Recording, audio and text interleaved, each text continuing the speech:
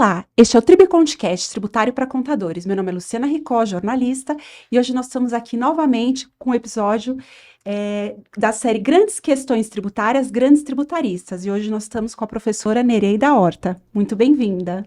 Obrigada. Hoje também com meus colegas Pérez Andrade e Marcelo Massaro. Tudo bem? Olá, tudo jóia? Nós vamos falar hoje sobre o tema da dissertação da professora Nereida, que a dissertação de mestrado dela pelo IBDT, que ela tratou da tributação da economia digital na Índia e no Brasil, proximidades, diferenças e oportunidades. Também vamos conversar sobre o recente livro dela, Tributação do Valor Agregado, que é pela MP Editora, onde ela trata da tributação, valor agregado na Índia, desafios e controvérsias. A professora Nereida é advogada tributarista, mestre em Direito Tributário comparado pelo IBDT. Ela possui graduação em Direito pela USP, MBA em Finanças pelo IBMEC, especialização em Governança Corporativa pelo IBGC. É professora palestrante, mediadora em diversos cursos de extensão e aperfeiçoamento do IBET, IBDT, da PET e outras entidades. Foi conselheira do CARF, o Conselho Administrativo de Recursos Fiscais entre 2010 e 2015. Ex-presidente do Comitê Tributário da ABIOV, Associação Brasileira de Indústria de Óleo Vegetal. E, além disso, ela foi consultora tributária por um largo tempo em uma empresa Big Four, de auditoria independente, advogada, executiva por mais de 19 anos numa grande multinacional, participando, inclusive, de processos de reestruturação, de aquisição e do Conselho de Administração da empresa. Olá, professora Nereida, muito bem-vinda e obrigada por ter acertado o nosso convite. Eu que agradeço o convite, fazer parte desse projeto de vocês, o Tributário Contabilidade, né, do podcast, que eu achei muito legal, e está aí entre grandes tributaristas que já tem passado aqui por vocês. Eu que agradeço aí o convite.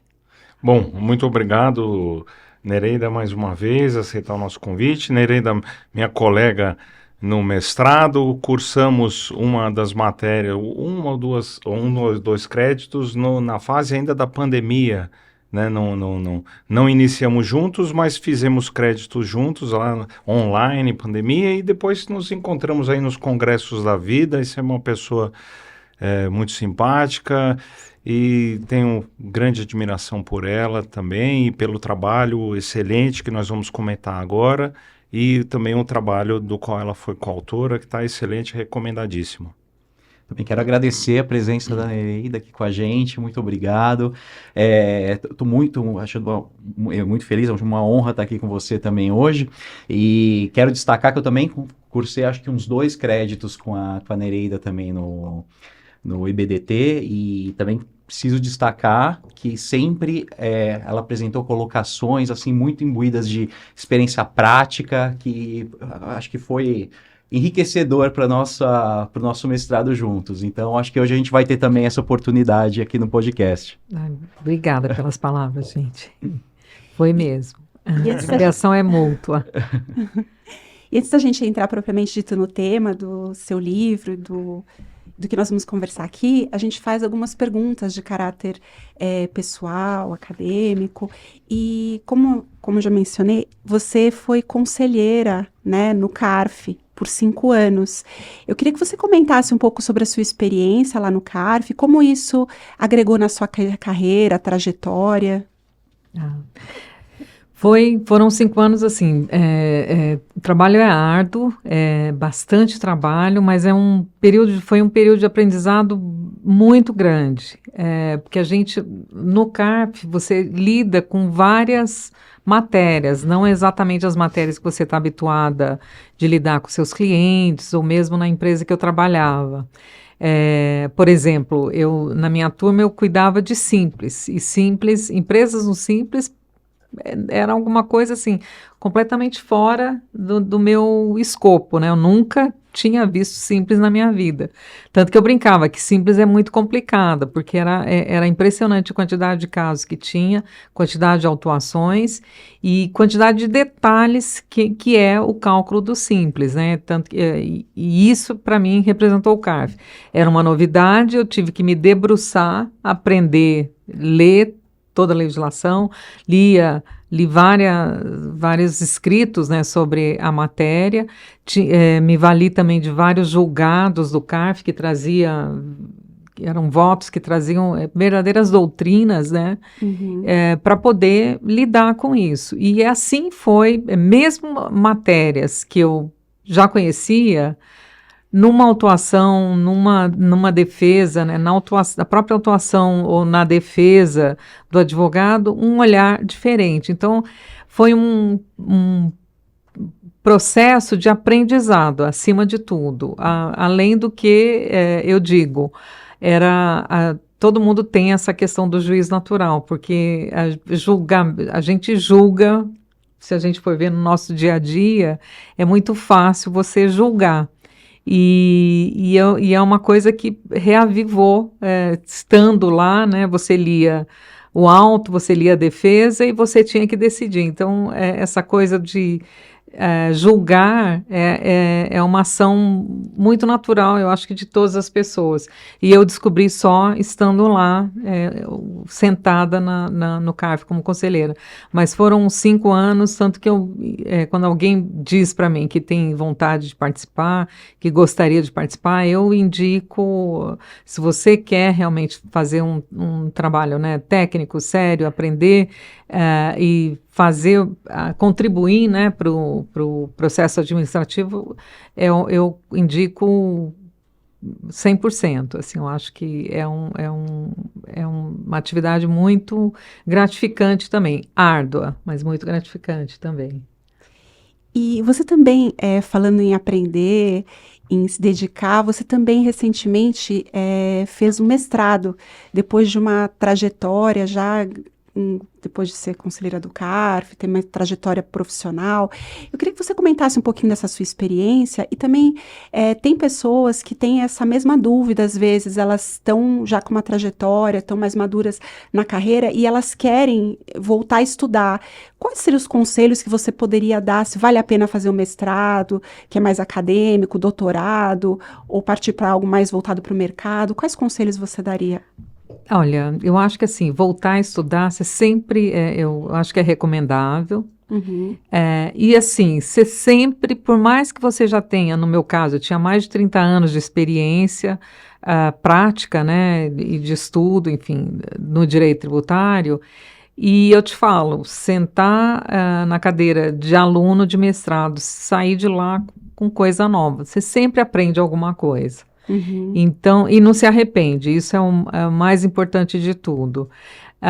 Eu aconselho a fazer o mestrado, e ainda mais no IBDT que a gente fez, porque ele tem uma direção prática também, ele não é só, a gente aprende muita teoria, fundamentos, né, de direito internacional, direito comparado. Nós tivemos aulas com vários professores de outros países, de outras localidades, né? Isso foi muito gratificante. A língua era uma coisa que foi exigido, você tinha que saber inglês porque você tinha professores de outros países.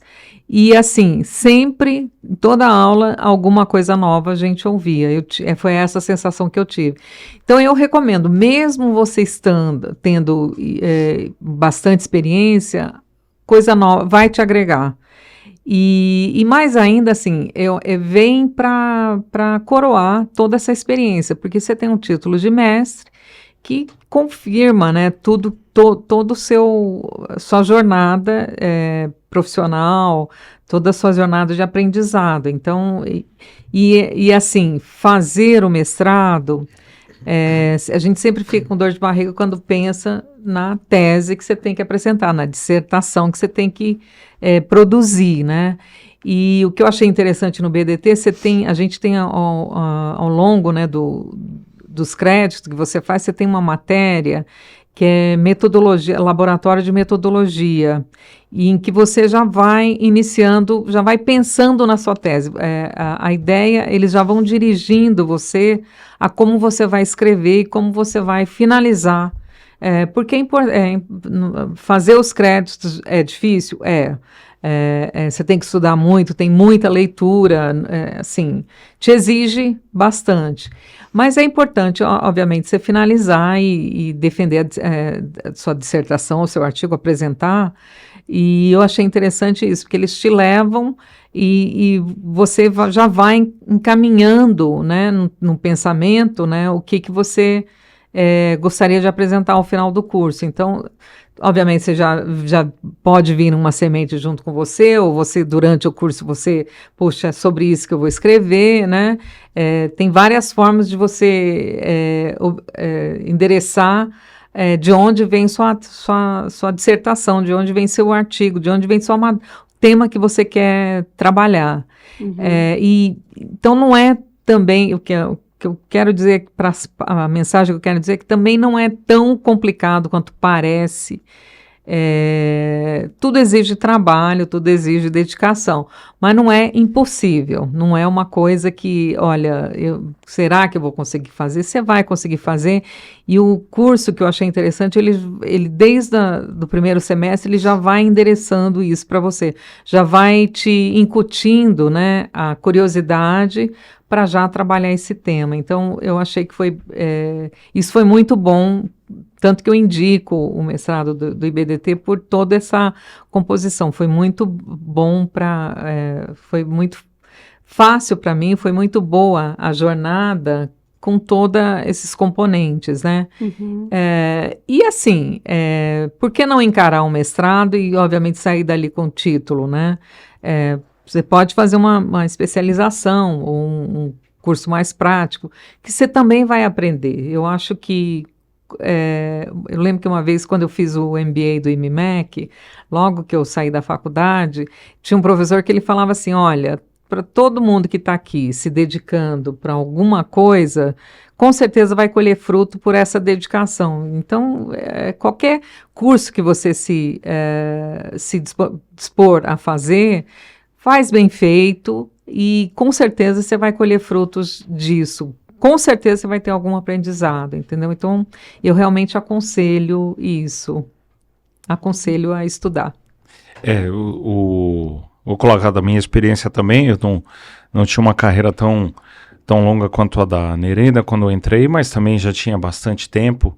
E a diferença entre uma especialização lato sensu e o mestrado realmente é você puxar o nível, né? O nível de leitura e o nível de raciocínio exigido, de discussão, porque é cobrada a participação, né, é excelente. E falo qualquer mestrado que você cursar, né, em qualquer instituição, IBET, IBDT, USP, PUC, Mackenzie, qualquer instituição que você cursar e tiver essa dedicação dentro do mestrado, isso realmente vai puxar o teu nível e vai te ajudar a ser um profissional melhor.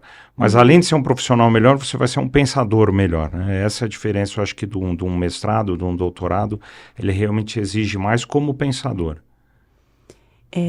Legal. Agora falando um pouco sobre economia, tributação na economia digital, hoje o mundo está cada vez mais digitalizado e tem uma série de dificuldades e desafios que não só o Brasil e outros países vivenciam, né?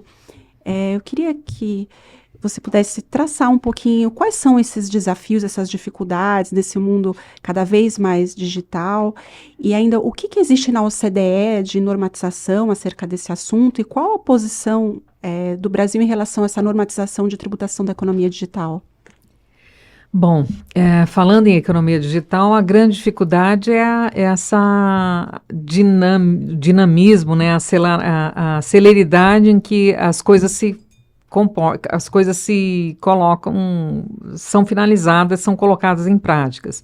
Você tem desde as plataformas digitais, como as formas de se relacionar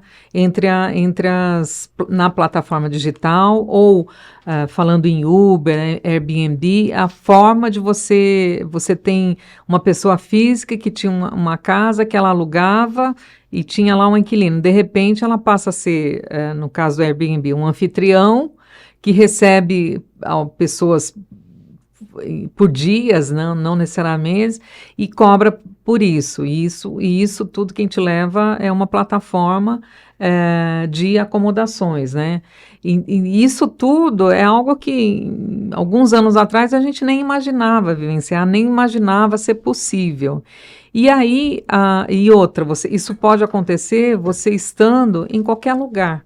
Você não precisa mais daquela presença física, da loja física, de você ir lá comprar, tendo um vendedor te olhando. Tudo acontece via aplicativo, via nuvem, enfim. Então, a economia digital é algo muito vasto, ela tem criado relações que antes a gente não imaginava, ela tem criado contratos, né? Você vê várias formas de contratar e repassar e remuneração de ativos que a gente nem imaginava que ali teria algum valor agregado. Então, você tem uma dinamização e uso de tecnologia que faz com que as relações na atividade econômica seja rápida, as relações sejam muito diferentes de um dia para o outro, e eles trabalham de forma a realmente tirar valor agregado de tudo que é possível você ter um valor agregado. Ninguém imaginava que um aplicativo pudesse enxergar vários motoristas que pudessem, né, que tivessem vários motoristas atendendo várias. A gente estava acostumado a chamar o táxi, ir no ponto de táxi ou chamar o táxi. E de repente você vê algo simplesmente uma disrupção de tudo isso. É isso que a economia, é isso que é o bonito da economia digital, né? No agro, por exemplo, você vê a gente achar uma coisa que eu acho interessante, você via a pulverização sendo feita por aviões. Agora você tem drones. Então, isso tudo vai se desmanchando e novas relações vão se criando, né? E essa é a beleza, né? E é o que a economia digital vem fazendo. E a grande preocupação é justamente isso. Você não tem mais os partícipes, né, da economia tradicional, de ter uma loja, ter um vendedor, ter um comprador, ter um caminhão, que vai e leva lá um pagamento que é feito na loja, né? Tudo isso acontece em alguns com o próprio celular, e alguns cliques já você tem uma compra e venda acontecendo, e ainda mais agora pagamentos acontecendo via Pix, não só necessariamente via cédula ou cartões de crédito. Então, isso tudo é novidade. Isso tudo, com certeza, como tem implicação econômica, tem, obviamente, implicação tributária também, né? E cada país, a grande preocupação da OCDE, o que ela verificou é o seguinte: a economia as relações estão acontecendo na nuvem, fora da existência física, e alguns países estão escapando a tributação da sua renda, que lhe cabe, porque algum valor agregado ele teria, né? E obviamente, a ele seria devido algum tributo. E essa é a grande preocupação da OCDE, que veio através do BEPS, e aí a gente tem um pilar disponibilizado especificamente para a economia digital, que é onde a grande preocupação maior, eu diria, em relação à erosão da base de cálculo, né? Da base tributável nos países. Eles enxergaram que precisaria isso. Aí ela endereçou, obviamente, ela fez recomendações, ela não definiu, né, não determinou o que os países deveriam fazer, até porque poderia ferir a soberania dos países, mas ela deu algumas diretrizes. Olha, você pode ter o Equalization Levy, que é um imposto sobre serviços digitais, né?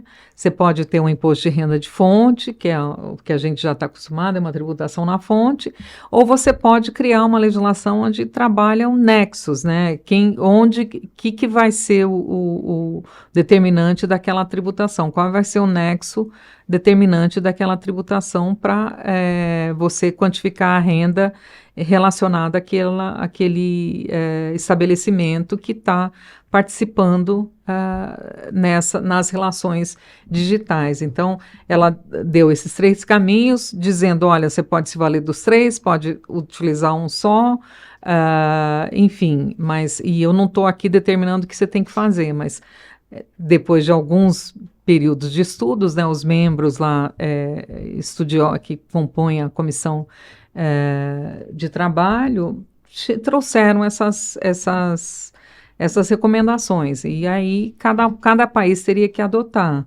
E, obviamente, alguns países já adotaram, né, os GST, que é o Imposto sobre Serviços Digitais, né, Digital Services Tax, e, obviamente, os Estados Unidos ele se levantou contra isso. Por quê? Porque as Big Techs, elas são americanas. Então, elas estariam certamente sujeitas a essa tributação. Então, aí, obviamente, se compuseram, né, para, em algum momento, a gente implantar uma decisão global para acomodar essa tributação. E em alguns pontos, a gente está vendo na Europa, a última decisão em relação ao Google, né, a Irlanda, que teria que pagar uma multa para a Irlanda, que até ela não sabia, não sabe o que vai fazer com tanto dinheiro, né, não estava esperando. Mas por quê? Porque existe essa atividade econômica, o valor agregado em vários países, várias jurisdições, e como é que eu vou repartir esse valor agregado? Como é que cada valor vai caber para algum lugar, né? É essa a preocupação da OCDE. E no seu trabalho, você resolveu trazer a Índia como um estudo de caso. Eu queria entender por que você escolheu a Índia, né, para fazer esse estudo comparado, e de que forma a experiência indiana pode ajudar o Brasil. Ok. Eu escolhi a Índia, como eu falei para vocês, a gente entra no mestrado, aí você não sabe exatamente sobre o que você vai escrever, sobre o tema, que tem vários, e ao mesmo tempo você olha vários, e ao mesmo tempo você vai olhando e fala, o que eu vou escrever desse assunto? Quão profundo eu posso ir, né, em relação a isso. E no meu caso, eu tinha lido um artigo em 2019, no Valor Econômico, do Bruno Caraza, que chamava Curvo-me diante a ti. E ele começava a escrever falando que era um país com uma tributação de consumo espalhada entre vários territórios, vários estados, uma guerra fiscal, uma confusão em o que tributar, onde tributar. Já havia décadas que o Congresso estava tentando, os presidentes, né, inclusive ele cita presidente centro-esquerda, estavam tentando implantar uma reforma tributária e não se conseguia. E a guerra fiscal atrapalhando, inclusive, compra e venda de produtos entre estados acontecendo. E aí ele fala, você acha que eu estou falando do Brasil? Não, eu estou falando da Índia. E isso me chamou a atenção, a semelhança. E aí ele descreve, né, que no caso era o primeiro-ministro Narendra Modi, que conseguiu fazer a aprovação da reforma sobre o consumo, colocando em prática os pilares, né, do IVA moderno, que é a tributação do destino, a não cumulatividade, a não tributação a desoneração, né, não tributação do consumo sobre investimentos e exportações, e ali mostrando, já era 2019, já faziam 2 anos que havia sido introduzida a reforma tributária, né, do consumo, que a gente está entrando agora no Brasil, já eram 2 anos e alguns benefícios já tinham sido verificados. Pela simplicidade, na Índia eles tinham muito problema entre os estados, a tributação sobre o consumo no transporte. Então a logística era uma confusão por conta da guerra fiscal. E isso, a reforma, ela facilitou, fora outras questões que próprio no Banco Mundial, a forma que ela estava sendo avaliada como país mais complicado para se calcular impostos, ela já tinha subido, já estava ficando, subido o patamar, já estava ficando melhor, e aquele artigo me chamou a atenção. Eu falei, gente, eu nunca me imaginei, lendo aquilo, eu falei, eu nunca me imaginei parecida, e na época eu até trabalhava com alguns indianos, e eu comentei com eles, eles falaram, é isso mesmo, foi isso que aconteceu na Índia, foi assim que se desenvolveu realmente, e foi uma mudança do dia para a noite. Não diferente da nossa, eles aprovaram a reforma tributária sobre o consumo na meia-noite de 30 de junho, que era o último prazo que o primeiro-ministro teria para aprovar. Não foi diferente, a nossa emenda constitucional saiu quase que no dia 31 de dezembro de 2023, né? Foi aprovada a toque de caixa, né? E ele, de fato, forçou toda essa tributação. Então, uma primeira coisa foi isso que me chamou a atenção.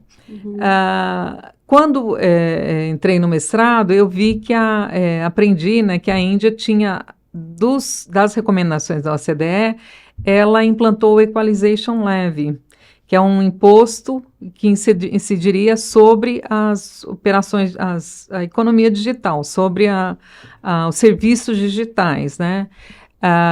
E lembrando que a Índia é membro, né, da OCDE, ela participa do comitê, da comissão de trabalho, né, que elaborou os pilares, que elaborou essa recomendação, e eles se valeram das recomendações do OCDE, do relatório de 2015, do BEPS, foi criado um grupo de trabalho dentro do país, e esse grupo se valeu de todas as recomendações da OCDE de forma a trazer, no caso, o Equalization Levy, que ele foi implantado lá em 2016. Um ano depois a gente teve a tributação do consumo, e 2 anos depois eles também trouxeram uma alteração em relação ao Nexus, né? Trazendo uma outra definição de estabelecimento permanente para simplificar, do que seria considerado, como que eu poderia considerar a renda tributada sujeita à tributação na Índia. E, bom, me chamou a atenção esse Equalization Levy, que eu achei uma tributação diferente. Tinha lido vários debates sobre se era um imposto de renda, se era um tributo à parte, né? E também foi um tributo que os Estados Unidos ele chegou a falar para a Índia, olha, se você não acabar com esse imposto, eu vou trazer sanções nas nossas relações comerciais. Então, eles tiveram que recompor, e os Estados Unidos, obviamente, não foi feita nenhuma sanção, não foi colocado nenhuma punição em relação a isso, e, olha, enquanto o mundo não... E aí eles chegaram num acordo que, olha, se o Pilar 1 vier, ou até março de 2024, que seria esse ano, mas nada aconteceu, a gente faz uma alteração desse Equalization Levy. Mas o que me chamou a atenção era um tributo diferente, e ela saiu na frente de todos, como primeira, né, pioneira, em cuidar disso. E por quê? Hoje a gente já sabe, é o país mais populoso, e na época já se verificava, ela já tinha uma estatística de que a economia de usuários, né, digital da Índia estava aumentando de 8 para 100, de 100 para 300, de 300 para 500, enfim, estava aumentando drasticamente, e ela via que o país estava sendo invadido por todas as big techs, e assim, estava claro que algumas empresas indianas estavam sendo super tributadas em comparação às empresas estrangeiras. Então, foi quando, né, surgiu a necessidade de, olha, a gente, mais do que ninguém, a gente não tem big techs, e a gente está sofrendo ataques, né, entre aspas, aqui, de todas elas, porque a gente é um país que tem um valor agregado. Nós temos muitos usuários, né? E somado a isso, nas cortes indianas, o que estava acontecendo? A nossa velha, uma discussão muito parecida com a nossa, que era se os pagamentos que eram feitos para as empresas Big Techs eram considerados royalties, portanto, não sujeita à tributação na fonte, ou eram considerados uma outra remuneração sujeita à tributação na fonte. E estavam tendo, já tinham havido vários casos de autuação e decisões discrepantes. Uma muito importante, depois, em relação ao Google, depois em 2022, foi favorável também. Mas, dado que a própria corte, né, estava tendo dificuldade em como endereçar essa tributação, eles se viram, olha, enquanto eles não se chegar a um consenso, a gente precisa tributar a economia digital aqui no país. Eu não posso deixá-la, né, sem tributação. E você acha que efetivamente, depois dessas mudanças todas que você visualizou lá na Índia, eles estão conseguindo equalizar os valores que estão sendo oriundos da economia digital? Isso realmente está...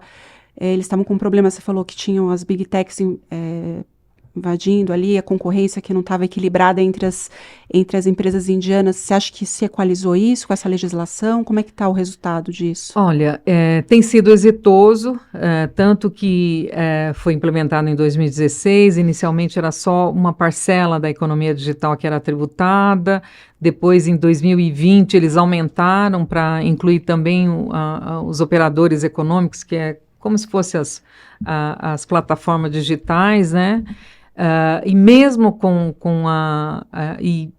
e no caso, eles começaram a tributar não só as operações que aconteciam digitalmente. Sempre que você tinha intervenção de operador econômico, mesmo que a operação fosse física, você poderia vir a ter a tributação do Equalization Levy. E mesmo com essa expansão da base de cálculo, do fato gerador,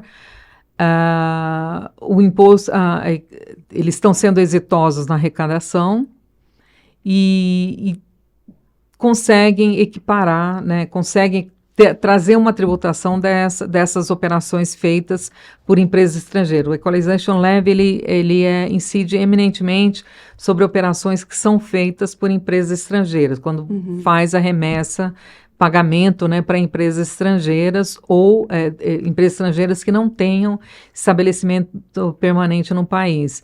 E aí eles viram a necessidade também de algumas empresas que atuavam no exterior e se valiam de usuários ou coletavam dados, informações de usuários indianos. E aí foi quando eles expandiram também em 2018 o nexo para considerar, olha, será considerado renda da Índia, né, sujeita à tributação na Índia, determinadas operações relativas a fornecimento de dados, ou que sejam dirigidas a usuários, determinado número de cliques de usuários indianos. Para quê? Para dizer, olha, eu tenho algo nessa economia que me dá direito a ter um valor dessa renda, que eu tenho muitos usuários. E muitos dados estão sendo coletados aqui e vendidos para outras empresas. Então, não é só a propaganda que é dirigida para o indiano, mas que é outra coisa, né? A economia digital, ninguém imaginava que informações de dados, isso eu não coloquei no início, mas vou colocar agora, informação de dados tinha o valor que tem, né? E isso foi capturado lá depois de um tempo que o Equalization Levy, obviamente, depois da reforma da tributação do consumo, que também, como aqui o Brasil está tentando fazer, trouxe as plataformas digitais para responsabilizá-las, né? E alguns e os serviços de informações, dados de informações online. Eles têm uma tributação específica sobre o consumo, que eles até chamam de OIDAR, serviços OIDAR, que eles trouxeram uma forma específica para só tributar esse tipo de serviço, para, no caso, sujeitá-los ao GST, que seria o nosso IVA, né? Eles trouxeram isso também. Então, eles estão conseguindo capturar o que lhe cabe na jurisdição. E mesmo ampliando o escopo, têm sido exitosos na arrecadação, viu? Uhum. Eu tenho uma pergunta, então, quanto a isso. Pelo que você está colocando, realmente a Índia está na vanguarda, assim, da implementação das diretrizes do Pilar 1 da OCDE, né, quanto a essa questão da tributação do mercado consumidor, né, na tributação digital. E a gente vê que a Europa ainda tem diversas discussões com os Estados Unidos, inclusive com sanções, retaliações, e no final a Índia foi lá e fez, se adiantou e está na vanguarda. Pelo que eu estou entendendo do que você está colocando aqui para a gente, você acha que ela fez bem de fazer isso? Então, foi positiva essa postura da Índia, nesse caso? Dentro do que eu estudei, eu entendo que ela pode ter parecido assim apressado, mas como eu disse, os indianos, eles são membros da OCDE e eles fazem parte do comitê de trabalho que criou o pilar em relação à economia, as recomendações, né, da economia digital. Tanto que uma questão que se coloca eles se valeram das recomendações da OCDE. Por quê? Porque eles que fizeram, já estava pronto, ou eles de fato, porque eles participaram daquilo, né? Ou eles de fato criaram de novo. Tem essa dúvida, né? Eu enderecei aqui no meu país porque eu já tinha colocado lá justamente para servir para cá, ou é uma questão nova, né? Então, e eu acho que eles fizeram bem. Eles conseguiram fazer valer, e foi uma tributação que era uma tributação diferente, era uma tributação nova, e ela foi adaptada no mesmo ano. Não é que nasceu em 2016, foi publicada em 2016 para valer daqui a 2 anos, não. E as alterações acontecem muito parecido com aqui no Brasil. Tem questões que eles colocam hoje para valer foi publicado em agosto para valer em outubro. E mudanças grandes, né, nessa tributação, porque, obviamente, eles foram vendo que havia necessidade de, olha, eu estou tributando isso, mas isso aqui está escapando. Que é uma coisa, a gente, às vezes, aqui debate muito se eu posso tributar renda de outro país, se eu posso tributar pessoa estrangeira, e eu vejo que, pelo menos nesse estudo que eu me debrucei, não existe nenhum receio em sujeitar a empresa estrangeira àquela tributação. A gente fica essa discussão de quem é a renda, que é o beneficiário, quem que deve, quem que não deve, em relação à CID, tem várias discussões e eles lá, sem nenhum receio de tributar a pessoa jurídica estrangeira. Por quê? Porque enxergam que eles estão obtendo, né, recursos aqui no Brasil. E eles introduziram o Equalization Levy porque eles entenderam o seguinte: olha, se eu trouxer o imposto de renda de fonte, a Índia tem mais de 90, quase 100 tratados de bitributação, internacional de bitributação, assinado com diversos países. Se eu tiver que mexer no IR-fonte, eu vou ter que refazer todos esses tratados. Se eu trouxer um tributo como Equalization Levy, que é só tributação doméstica, que eu só teria que introduzir uma tributação doméstica, ele fica muito mais fácil de implementar e implementar logo, porque eles viram a urgência deles entrarem nesse mercado. Eles viram quanto que eles estavam perdendo, quanto que de valor agregado pela quantidade de usuários que eles tinham, que eles estavam perdendo. Então, eu entendo que eles foram exitosos, sim. Eu acho que eles conseguiram e conseguiram fazer uma tributação rápida e ela existe até hoje. Me parece que essa discussão, ela é na verdade o que existe, né? As Big Techs originalmente americanas ganharam o mundo. né, e tiveram um incentivo do próprio governo americano para tanto, né, uma política tributária internacional que visa justamente incentivar as suas empresas a buscarem resultados fora. Então, na medida em que o mundo começa a tributar a atividade que os Estados Unidos abriram mão justamente por conta de um plano de expansão da sua presença no mundo, né, eles falam, opa, se alguém tinha que tributar era eu, se eu estou abrindo mão, como é que você vai criar essa tributação? Acho que até isso que ensejou lá as brigas comerciais com a França, os Estados Unidos, que instituiu e outros países instituíram, depois acabaram suspendendo, porque os Estados Unidos falou que ia começar a fazer barreira comercial ou tributária contra a importação de vinho e queijo. Chega a esse nível. E a OCDE, na verdade, lançou o plano BEPS para evitar a erosão de bases, só que o plano, na verdade, ele acaba esbarrando nas barreiras e nas legislações internas dos próprios países que realmente limitam os instrumentos de combate ao planejamento tributário.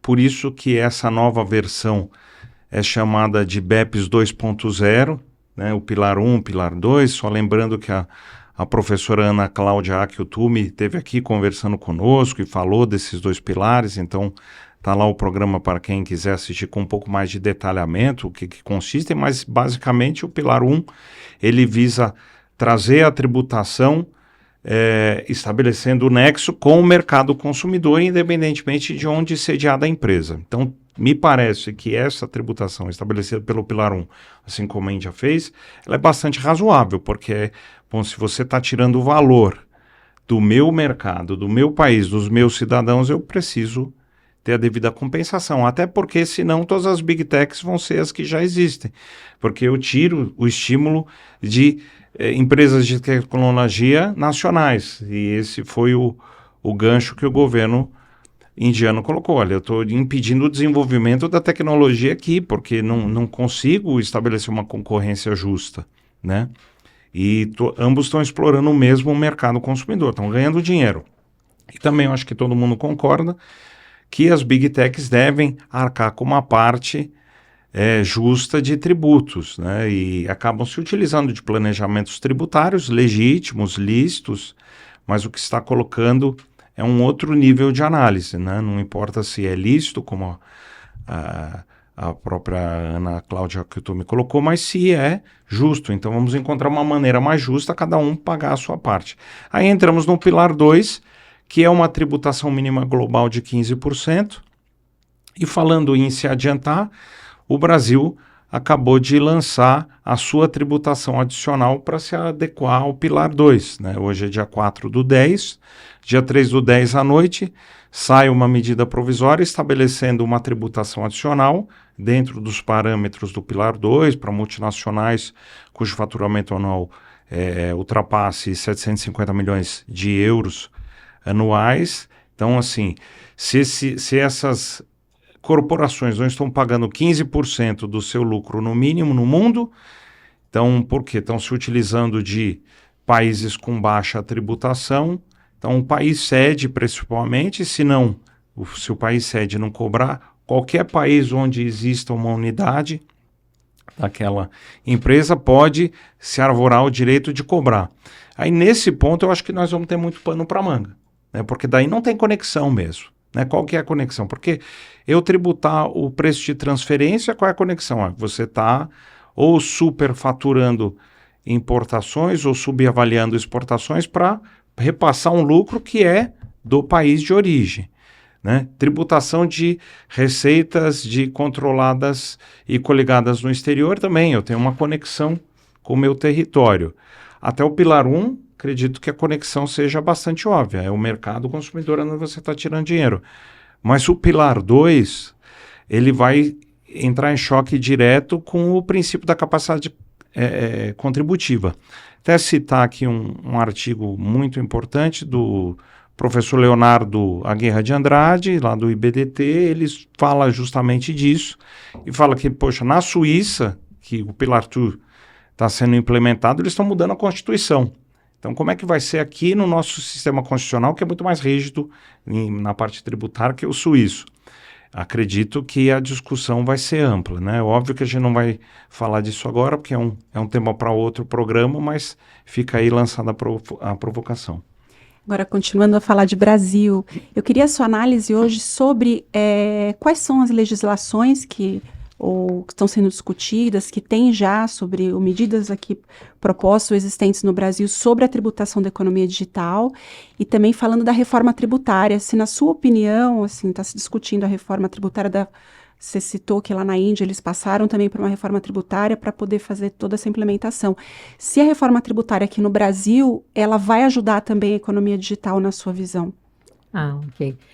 A gente tem vários projetos de lei criando CID digital, né? Ou tributação via CID, contribuição sobre intervenção do domínio econômico,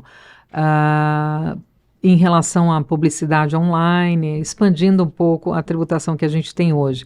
E tem uma contribuição social também sobre receita, também criando uma tributação sobre algumas atividades da economia digital, não são todas. Uhum. E sempre se valendo de valores que vão ser pagos lá fora, valores que são remetidos, e trazendo, no caso tem uma projeto de lei de CID digital, não vou me lembrar dos números agora, que ele impõe a tributação se valendo do faturamento global de determinadas empresas para fazer um recolhimento aqui também. Uhum. Mas sempre vinculado, tendo algum vínculo com o Brasil, ou pagamento, ou remessa, né? Uhum. Enquanto que na Índia você tem o recolhimento do equalization levy, por exemplo, você vai tributar o estrangeiro que esteja se valendo, esteja vendendo para outro estrangeiro dados e fazendo publicidade dirigida aqui para um indiano, mas que seja dirigida para o indiano, mas seja uma relação entre dois estrangeiros lá fora. Que aqui a gente não tem essa tributação, que é o que eu falei. Lá eu vejo que eles não têm nenhum problema, né, não estão nem um pouco intimidados em tributar relações estrangeiras que tenham se valido de alguma receita dentro do país de jurisdição. E os nossos projetos de lei, eles levam muito ainda em relação a alguma operação que esteja acontecendo, tem alguma relação com o Brasil. Uhum. E estão parados já há bastante tempo, né? E eu acho engraçado que estão se valendo de CID, a gente está vendo a CID aí sendo discutida no STF, né? Tudo bem que a CID remessa, né?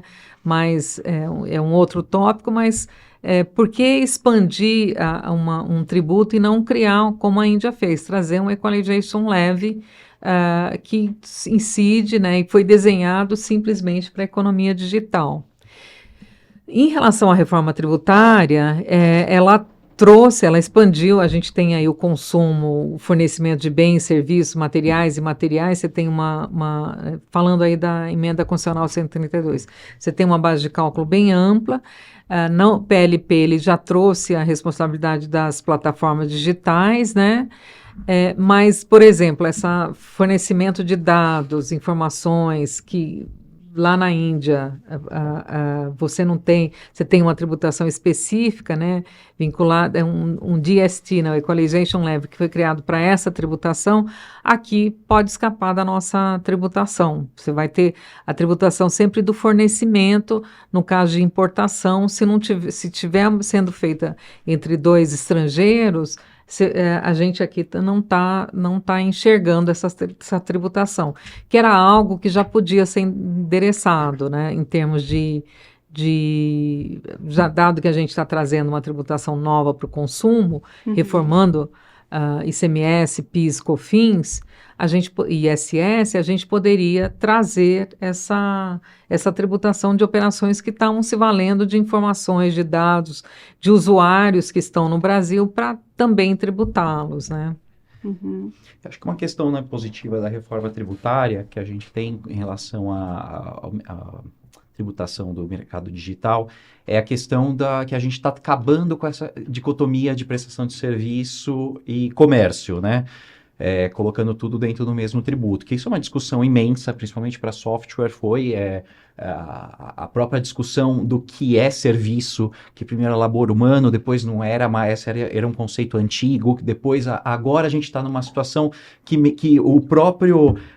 a própria inteligência artificial poderia substituir esse labor humano, então a gente tem diversas questões e hoje a gente está com uma tributação única que não vai ter esse problema, mas no seu entendimento, ainda assim, o Estado vai ter dificuldade de capturar essas receitas das plataformas de software as a service? Assim, se eu não tiver um fornecimento, né, de bens, serviços, bens materiais e serviços ou direitos aqui dentro do Brasil, a reforma ela não vai capturar isso, né? Ela fornecer a obtenção de informações de dados via o estrangeiro e a venda dessa informação lá fora, se não está tendo um fornecimento para dentro do país, ela não vai capturar.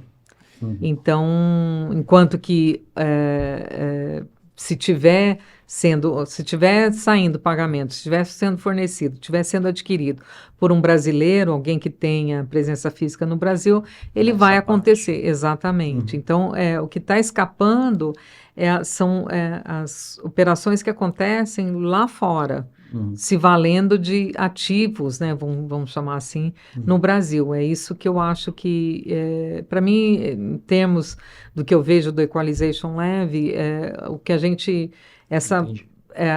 não consegue capturar essa tributação lá fora, né? Você vê que essa parte da reforma me parece um pouco incompleta e eu estava vendo uma exposição do professor Luiz Eduardo Schoeri, que vai estar conosco aqui, confirmado, já a data agendada.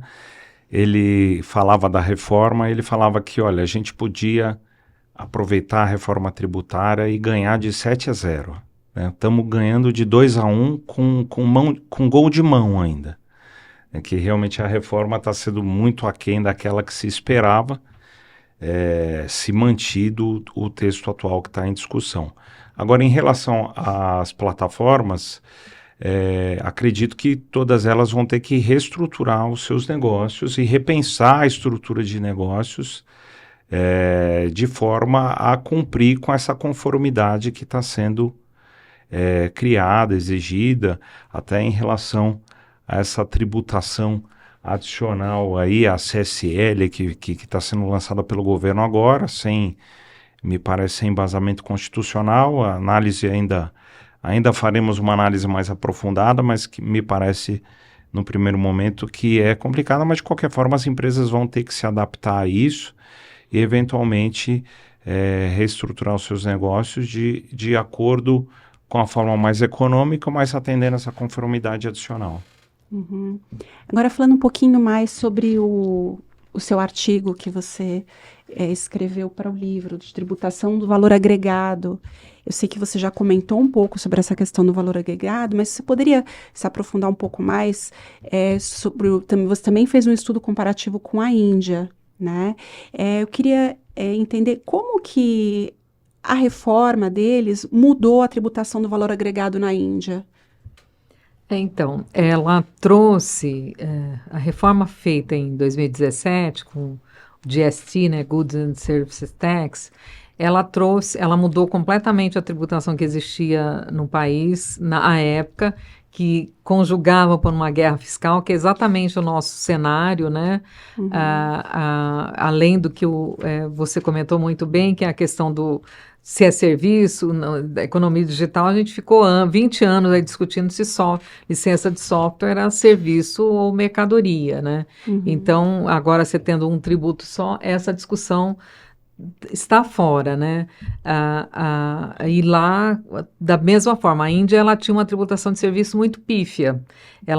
O governo central não conseguia, né, vamos dizer, a União nossa, ela não conseguia tributar serviços e os estados se preocupavam muito pouco na tributação do serviço. Não existia essa municipalidade tributando serviço. Então, com a reforma, isso tudo passou a ser tributado. Então, foi uma mudança até maior, que a gente vai ter, no caso, a gente vai ter serviços que eram tributados só até 5%, agora vão estar sujeitos aos 26%, 27%, enfim, a alíquota que vier para a nossa reforma tributária, né? Uhum. E, bom, esse livro nasceu de um grupo de pesquisas que foi criado pela PET, com todo mundo incomodando. Ok, o cenário é que agora a gente vai simplificar, não vai ter nenhum questionamento, vai ser tudo perfeito.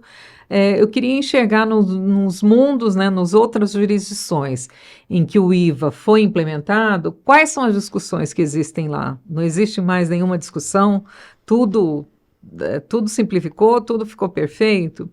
E a ideia da pesquisa foi justamente isso, olha, as discussões continuaram. E no caso, por exemplo, a gente, como eu falei, o IVA na Índia foi criado em 2017 e já chegou na Suprema Corte algumas discussões.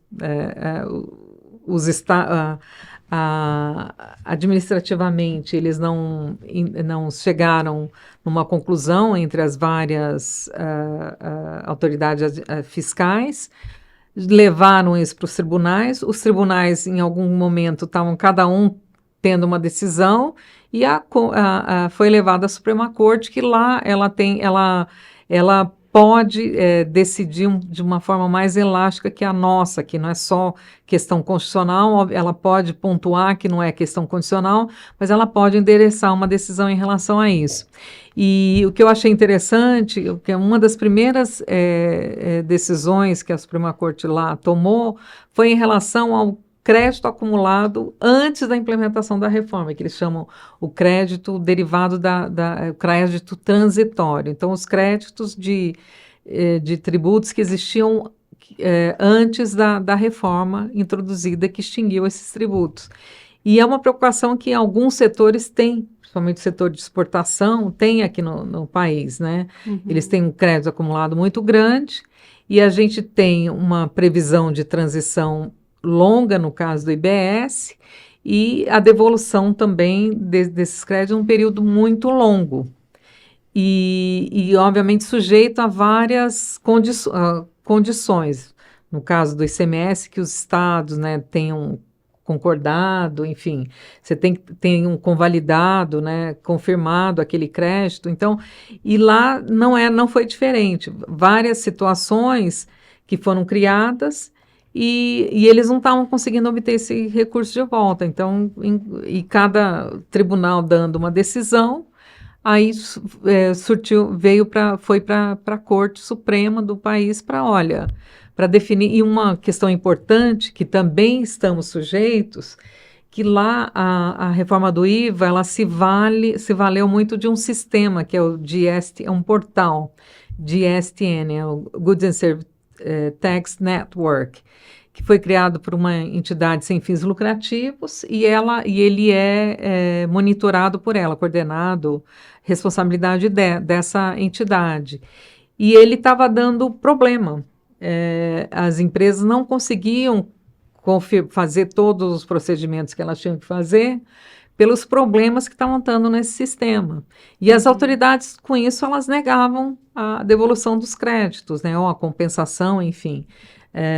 E isso foi levado à Suprema Corte, e a própria Suprema Corte falou, olha, a autoridade fiscal, você vai abrir o prazo para requerimento desses créditos e você vai monitorar, você vai se responsabilizar por qualquer bug que tiver o sistema, por mais X dias, no caso era 90 dias, 60 dias, você vai deixar isso aberto para os contribuintes pedirem, terem direito à restrição, o ressarcimento desses créditos. Não, você sabe que eu gostei muito do seu artigo no livro.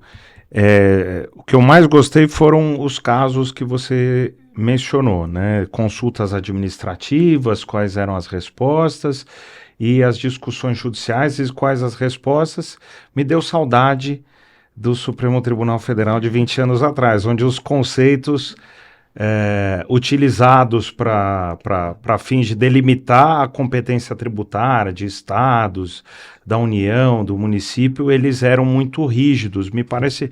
E aqui está muito interessante porque ele está bem separadinho quais eram os casos e qual é a relação e como isso poderia ser debatido aqui no Brasil.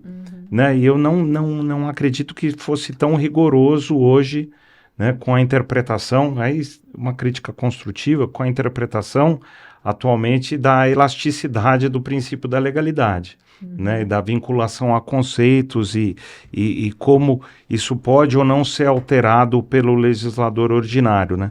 Um caso que me chamou a atenção, acho que foi um caso que você mencionava de isenção, em que a autoridade ela não assegurava a isenção para farinha de peixe, porque seria só o produto final que teria a isenção, e daí o tribunal, o Supremo Tribunal Federal deles, eles falaram, não, olha, o conceito aqui, eu não sei se era essa questão, era uma outra, mas ele fala exatamente, olha, a Receita, ela está excluindo o benefício de isenção porque... com base numa interpretação dela de um conceito que, na verdade, já está afirmado. E a afirmação desse conceito técnico não estava nem na Constituição. Então, aqui, quando o conceito constitucional está na Constituição, a gente ainda tem que debater. Poxa, o que é receita bruta, o que é lucro, o que é faturamento, né? Estamos no meio de uma discussão, né? Se é receita bruta, se o imposto incluído na cobrança é receita, não é, isso que já discutimos bastante. Então, me deu saudade. Eu gostei muito, está muito embasado e muito didático no sentido de dividir e fazer a correlação com as discussões que podem acontecer aqui no Brasil. É isso mesmo. Vocês têm algum comentário adicional que você gostaria de fazer sobre esse assunto que nós estamos tratando? O comentário é que a gente tem uma reforma, de fato ela vai simplificar essa questão que a gente hoje, esse maremoto, né, que a gente, essa discussão sem fim que a gente vive hoje em relação a PIS e COFINS, crédito PIS e COFINS, crédito ICMS, ela parece estar simplificando, mas não acabaram. Eu acho que a gente está entrando numa outra seara e algumas discussões antigas, como no meu artigo mesmo, eu trago várias discussões em relação à classificação, que a gente trouxe na nossa reforma, a gente vê pelo PLP, várias tributações diferenciadas, elas estão vinculadas a NCMs. E antes era uma discussão que tinha muito em relação a IPI ou tributação aduaneira. E ela veio agora na seara da reforma tributária, porque a hora que você coloca o NCM para trazer uma diferenciação de tributação, até mesmo isenção alíquota zero, todo mundo vai discutir qual NCM lhe cabe, né? Uhum. Então, não acabaram e algumas velhas discussões vão ser ampliadas até. Eu acho que esse é o ponto. E o que a gente tem que fazer para minimizar isso é trabalhar na reforma que está acontecendo agora, né? Que o PLP 68 e o 108 também, eu acho que ele merece nossos esforços, né, para de alguma forma melhorarem, porque que pese somos advogados, contencioso é alguma coisa assim, você não quer viver num contencioso eterno como a gente vive hoje no caso de PIS e COFINS, né, um embate eterno entre fisco e contribuinte, porque não é isso que a gente quer, que é o direito, né, a gente não quer conviver com essa mesmice, eu até diria, né? Então, eu acho que é importante, tanto fisco quanto contribuinte, se debruçarem, né, no PLP e buscar a alteração, que a gente ainda tem tempo aí para verificar isso.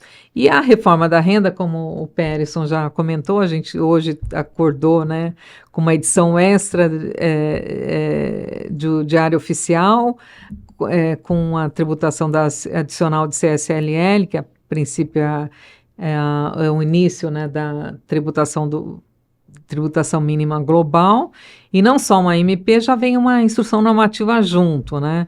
Então, que eu acho que também cabe aí, em que pese a gente ter uma legislação, é medida provisória, está sujeita à conversão, eu acho que vale aí todo o nosso esforço, a sociedade, não só os advogados, mas a gente tem que gritar, se achar que não faz sentido, entre aspas aí. Eu quero colocar aqui os contadores que atuam na área digital, os advogados que atuam em empresas startups. Tem que ficar muito atentos, porque hoje a gente viu que tem muita mudança vindo por aí. Então, todo mundo tem que estar muito atualizado, muito atento, porque vai vir muita coisa, vai ter muita discussão ainda, vai dar muito pano para manga, como diz a Nereida. Vai, sim. Bom, o que eu tenho para comentar, finalmente, em relação a esse tópico que eu mencionei, que a Nereida comentou agora por último também, que me causa surpresa o lançamento desse tipo de medida, porque o governo falou que a reforma tributária seria nessa primeira fase do consumo, que a reforma da tributação da renda viria depois. E o que a gente está vendo é justamente o oposto. A reforma da tributação da renda já está acontecendo. Foi a nova tributação das offshores, foi a nova regra de preço de transferência, e agora essa. Eu acho que as duas primeiras, ótimo, tinha embasamento constitucional, mas essa não tem embasamento constitucional, não. E queria falar para os nossos amigos contadores que esse é um campo muito profícuo para quem quiser se especializar em tributação digital, em contabilidade de tributação digital, corre atrás, porque é o futuro e com certeza se você começar agora, você vai estar em vantagem com quem acordar mais tarde. Queria aproveitar para agradecer a sua participação. Realmente esse é um tema bem atual e bem interessante para diversas áreas, não apenas jurídica, mas contábil e startups, como o Marcelo mencionou. E muito obrigada pela sua participação e por ter aceitado o nosso convite. Eu que agradeço a vocês, né, Perisson, Luciana. Você também, Marcelo, pelo convite. Já vi alguns podcasts de vocês e achei ótimo. Tanto que eu fiquei muito honrada, muito feliz quando o Perisson me chamou, viu? Parabéns aí pelo projeto. E muito obrigada novamente, tá? Bom, obrigado novamente por ter aceitado o convite. Foi uma honra, foi um prazer. A aula foi excelente, o assunto é interessantíssimo. Tenho certeza que nossa audiência apreciou. Muito obrigado, viu, Nereida? Eu que agradeço, gente. E esse foi o TribuContCast, Tributário para Contadores. Se você gosta de assuntos tributários, curta o nosso canal e ative os sininhos para receber as notificações. Até a próxima. Até. Até.